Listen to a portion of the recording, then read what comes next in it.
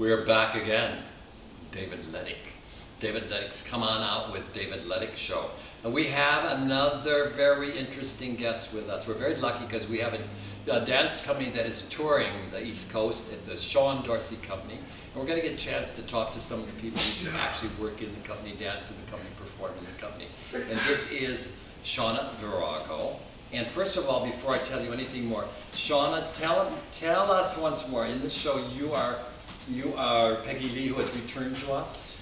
I'm performing in the Shaun Dorsey Dance production of Secret History of Love, and I'm actually just myself. I'm the special musical guest in the show, and but I'm doing kind of an homage, basically based on a kind of Peggy Lee, kind of 1950s nightclub singer wearing this really fabulous red sequin gown, and I'm doing Fever, and doing Fever because that would be the kind of the type of song someone would have been doing in the 50s, especially if they were known as a female impersonator, some kind of playing that kind of character.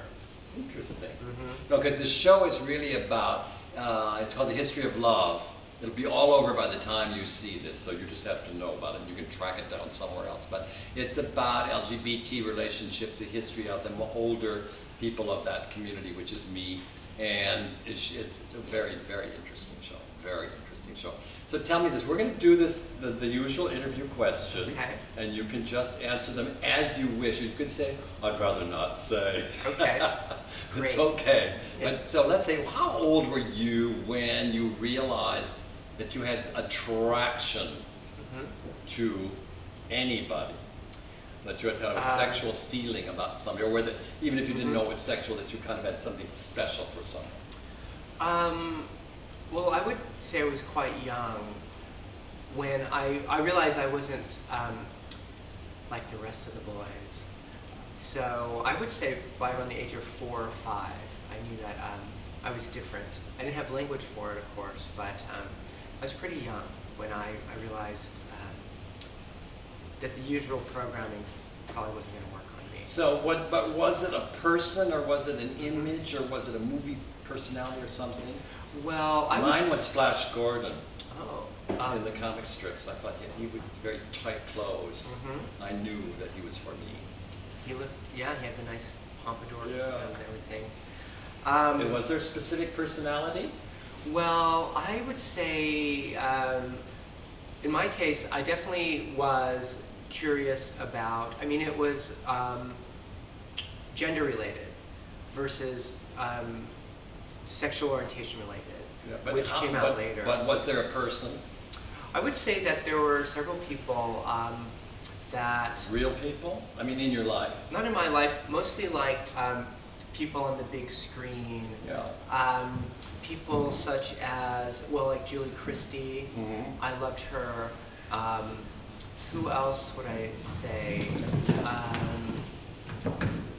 You know who I loved as a child, and I would see on these variety shows that I loved, was Joey Heatherton. Yes. She was one of my early idols, I would say.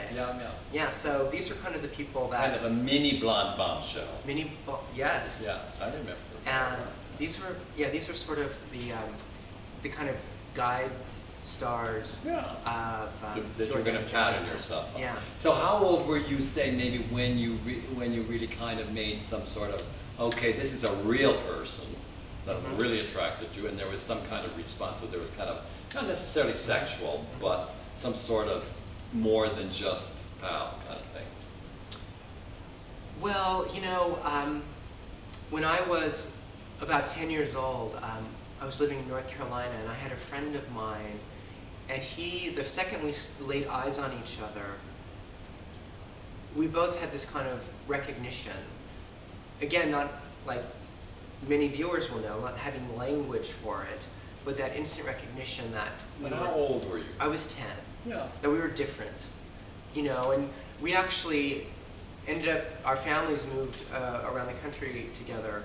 It's a long story, but so we ended up spending time for several years on and off in school together, and had, you know, an on and off again kind of catty coming of age friendship, and bickering and Would you say was there a romantic undertone? Yes, definitely romantic undertones, and also wanting to scratch each other's eyes out. Overtones. Both. And where is this person today? You know, we had our final spat when we were probably about 18, and they, I think, went on to make millions of dollars and are living somewhere in the United States in a big mansion. Well, I want you to know, Shawna, nothing is ever over until both parties are dead. So don't think that, you don't know what's going to happen yet. And now finally, when would you say you really formally announced to the world, your family, everything, this is me, I am now Shawna? Well, I first, I came out in 1985 to my circle of friends. You must have been 2. I was, I was like 5 years old at the time. Oh, really? No, I was a little older than that. And I did come out to people, and it wasn't a very popular reaction. And so then I spent a few years on and off trying to situate myself and get the courage to, I would say in the early 90s is when I finally just decided to completely live as myself and not care if people were happy with me disappointing them in some way. And where? Were you in San Francisco? I was in Los Angeles at the time. Yeah, because I think New York, Los Angeles, San Francisco are communities where you can kind of be yourself. And if they don't like it, they can go jump in the lake. Absolutely. Yeah. Or off the Golden Gate Bridge. Right, whatever. Yeah. All right, good. Well, this is very interesting for us. Because, you know, we have a lot of viewers. And I think that, would you grab that in the kitchen or something? We have a lot of viewers, and for young, my big concern is like really teenagers. And I want them to sort of feel, listen, whatever you decide to do, it's going to be okay. Yes. All right? That's right. You just have to please yourself. All right. I will call Harry Baxter back. Come, we're over. Thanks very much for watching. Mr. Harry Baxter will have to be called back later. All right? Ciao.